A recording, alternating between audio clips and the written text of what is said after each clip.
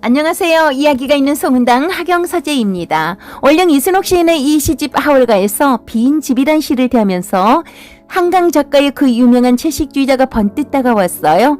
몇몇 분이 채식주의자를 읽고 나서 후기를 말씀하셨던 게 기억납니다.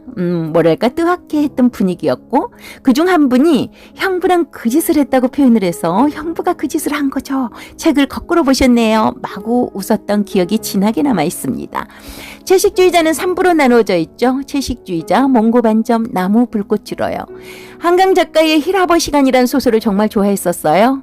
등단작으로 붉은 닭이 있고요. 소년이 온다, 작별하지 않는다, 장편으로 검은 사슴, 최근 몇 년 전 흰이란 소설이 기억납니다. 일부 채식주의자 내용입니다. 영의 남편은 그럭저럭 괜찮아 보이는 영애와 결혼하고 남들 보기에는 무난해 보이는 결혼 생활을 하면서 영애의 언니, 즉 처형 같은 사람이 좀 더 자신에게 맞지 않을까 생각하곤 합니다. 결혼은 사회적 계약이라 생각하면서 말수가 없고 조용하면서 요리도 잘하고 매일 밥을 차려주는 영애에게 큰 불만은 없습니다. 이런 영애가 어느 날부터 변하기 시작하죠. 어느 날 새벽 냉장고 앞에 서서 냉장고 속 음식을 들여다보면서 꿈을 꿨는데 자신이 빨간 생고기를 먹고 있었고 자기가 죽였거나 죽임을 당했는지 다른 사람들이 지켜본다고 말합니다. 그날 이후부터 영애는 고기를 일체 먹지 않습니다. 또 불의 지혈을 갑갑하다고 벗어버리고 심지어 윗옷을 다 벗고 맨가슴에 햇볕을 쬐기도 합니다. 남편은 중요한 부부 동반 식사 자리에 아내를 데려갔다가 낭패를 보죠. 아내가 속옷을 입지 않아 젖꼭지가 비치고 고기를 먹지 않는다면서 식사 내내 멀뚱히 앉아 있었기 때문입니다. 남편은 장인 장모에게 도움을 요청하고 장인 장모, 영애네 언니네가 다 모여서 영애를 설득하지만 영애는 막무가내입니다. 과거 군인이었고 엄청나게 가부장적인 영애 아버지가 참다 못해 영애의 뺨을 때리고 억지로 두 팔을 붙잡고 고기를 입에 집어넣는 소동이 벌어지고 영애는 완강하게 저항하면서 칼로 자기 손목을 그어버립니다. 입원한 딸에게 엄마는 흑염소집을 먹이려 하고 영애는 거부하고 다음날 남편이 눈을 뜨자 영애는 침대에 없습니다.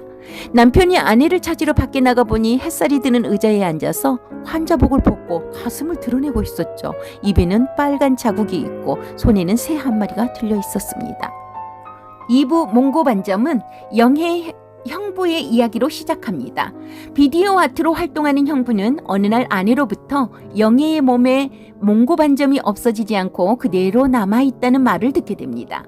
영애의 몽고반점으로 영감을 얻게 되면서 형부는 점점 영애에게 집착하고 영애를 생각하며 아내와 성관계를 갖게 되고 영애의 전신에 꽃을 그리고 관계를 갖는 장면을 상상하곤 하죠. 수개월 동안 이 작품에 대해 번민하다가 영애네 부부가 이혼을 하게 된 걸 알게 되고 영애를 만날 핑계를 만들어 자기 작품의 모델로 요청을 합니다. 고기를 먹으라는 요구 외에는 마치 인형처럼 무덤덤하게 받아들이던 영애는 이를 수락하죠.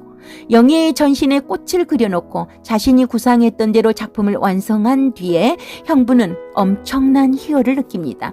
이렇게 자신만의 예술 욕구를 충족하는 동안 아내와 자식은 안중에도 없습니다. 아내는 저녁까지 화장품 가게를 운영하고 퇴근 후에는 집에서 아이를 돌보고 있었는데도 말입니다. 비디오 아트로 영애의 온몸에 꽃을 그려놓고 작업실을 같이 쓰는 후배에게 모델을 요청해서 수락을 받아 작업을 완료합니다. 거기에서 끝나지 않고 후배에게 영애와 성관계를 할 것을 부탁하지만 후배는 거절하고 나가버리죠.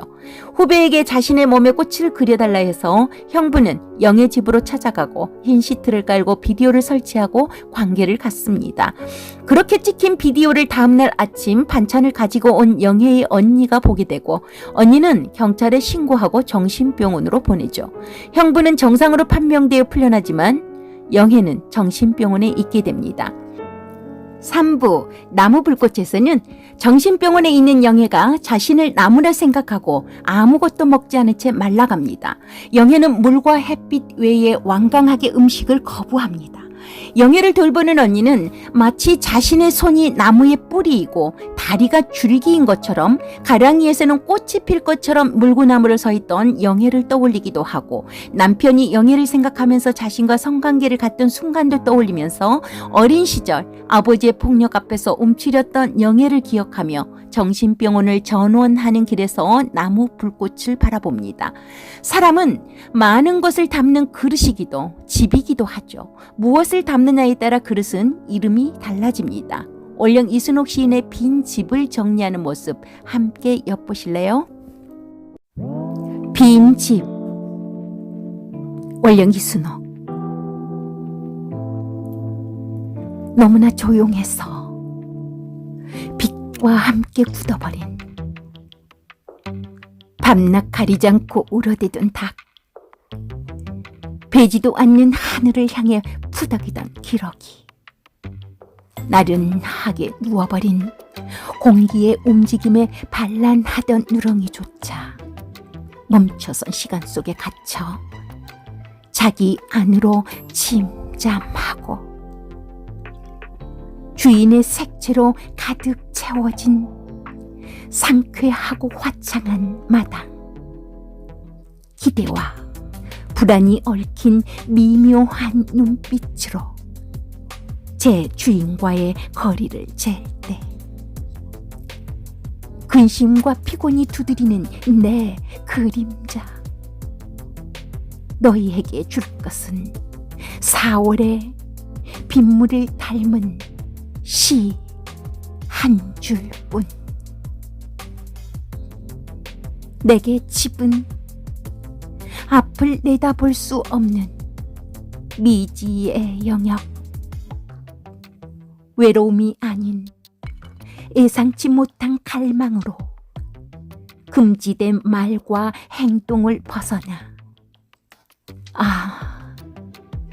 생전 처음 느껴보는 자유로움, 미증유의 발견.